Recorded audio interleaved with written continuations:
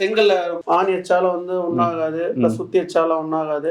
அது மாதிரி தெர்மோகோல் அடிச்சுக்கலாங்களா? தாராளமாக அடிச்சுக்கலாம் சார். செங்கல் பில்டிங்கில் நீங்கள் ஆணி அடிக்கும் போது என்ன ஆகும்னா அது வந்து நார்மலாக இறங்கும்.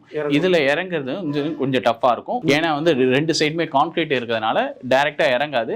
ஸோ இந்த பில்டிங்கில் வந்து பெரும்பாலும் வந்து ட்ரில் பண்ணி தான் நம்ம வந்து ஸ்க்ரூ ஏற்றுற மாதிரி தான் இருக்குமே தவிர டைரெக்டாக ஆணி அடித்து யூஸ் பண்ண முடியாது. அந்த அளவுக்கு ஸ்ட்ராங்காகவே இருக்கும். இப்போ இது வந்து மெயின் டோர், நமக்கு இது வந்து ஃபுல் அண்ட் ஃபுல் ஸ்டீல் டோரில் போட்டிருக்காங்க. இது வந்து வுட்டில் வேணாலும் வுட்லேயும் போட்டுக்கலாம், இல்லை வந்து ஸ்டீல் டோர் வேணாலும் யூஸ் பண்ணிக்கலாம். அதே போல் விண்டோ பார்த்தீங்கன்னாலும் யூபிஎஸ்சி விண்டோ போட்டிருக்காங்க. இதுவே நீங்கள் வுட்டில் வேணாலும் போடலாம், இல்லை அலுமினியம் விண்டோ.